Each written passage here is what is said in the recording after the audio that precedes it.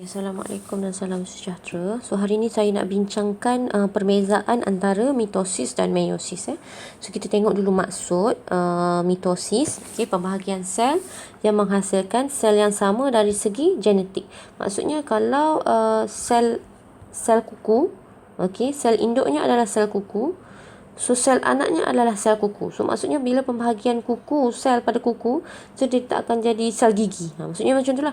Maksudnya sama. Dan asal dengan anak, so dia akan jadi sama. Alright. Tempat berlaku adalah sel soma. Sel soma ni adalah sel selain daripada sel gamet, iaitu sperm dengan ovum.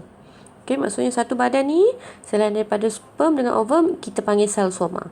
Okay, pada pokok ataupun tumbuhan, mitosis berlaku pada pucuk dan akar, hujung akar pokok tu lah. Okay, so kepentingannya untuk menghasilkan sel baru untuk pertumbuhan, untuk gantikan sel yang rosak. Okay, maksudnya bila ada luka, okay, ataupun awak potong pokok tu kan, kita gunting untuk dapatkan daun kari lah, kata kita ambilkan daun kari, so kita nak hasilkan pucuk baru. Itulah proses mitosis yang berlaku, okay, untuk menghasilkan daun yang baru. Alright. Okay, lagi memastikan bilangan kromosom pada sel anak dengan sel induk adalah sama. Maksudnya bila awak potong kuku minggu ni, minggu depan yang tumbuh tu pun adalah kuku.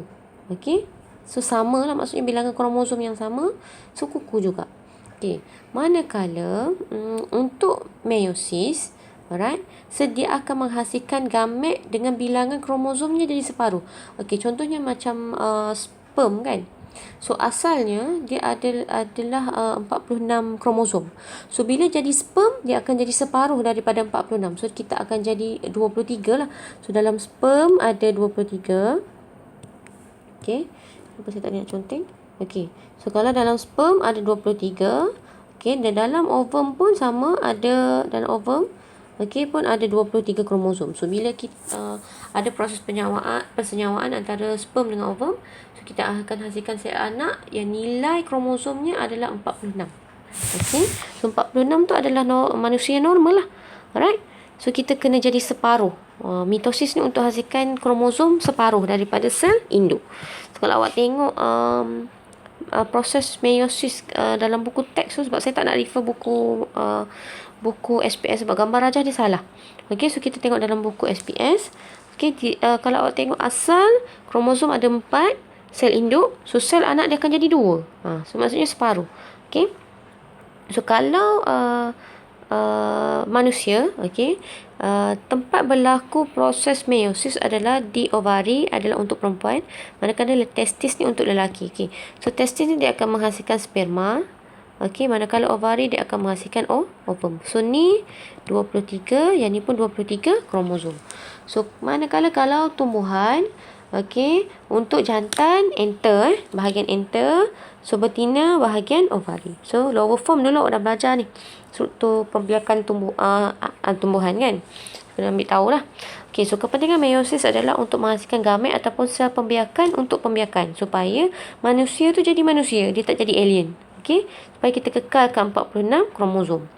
Alright, so lagi boleh berlakunya variasi. Variasi ni maksudnya pelbagaian. Okey, kepelbagaian maksudnya awak dengan adik awak muka tak sama, awak dengan kakak awak muka tak sama. Faham So kita dalam satu family pun ada yang lain, muka tak sama lah. Alright, so kenapa adanya variasi? So kenapa variasi? Daripada sperm dengan ovum yang berbeza. Alright. Okay, so yang ni ada perbandingan antara mitosis dan meiosis. Kalau awak tengok tempat berlakunya berbeza. Okay, mitosis berlaku pada sel soma, meiosis berlaku pada sel pembiakan. Okay, so proses pembahagian sel pun mitosis hanya sekali, manakala meiosis dia 2 kali. Ada meiosis 1 dan meiosis 2. Alright, so 2 kali kita ada meiosis 1 dan meiosis 2. Okay, alright, so bilangan sel anak yang terhasil, kita ada 2 sel anak. Okey, 2 sel anak, so dalam ni ada kromosom. Okey, manakala kalau ni kita akan hasilkan 4 sel anak. Okey, kromosom. Okey, ni pun kromosom, saya lukislah. Alright, so bilangan kromosom dalam sel anak berbanding sel induk untuk mitosis sama. Maksudnya kalau ada 46, so sel induk 46, sel anak pun kita akan ada 46. Okey, so kalau dalam meiosis Sel induk dia 46. Okey, sel gametnya dia akan jadi separuh 23. So, ni adalah sperma dengan ovum. Alright. So, kalau pindah silang dalam proses mitosis, kita tak ada pindah silang. Manakala dalam meiosis, kita ada pindah silang. So, pindah silang ni yang menyebabkan variasi. So, awak dengan abang awak, muka tak sama. Kenapa? Yang tu hidung dia kembang sikit. Yang adik ni hidung tinggi sikit. So, variasi ni lah. Okay? Pindah silang tu. Yang macam ni. So, kita akan ada proses pindah silang ni kan. Yang dia bersalaman ni. Dia bersentuhan antara kaki ni dengan kaki ni. Dia bertindih. So, ni adalah proses pindah silang.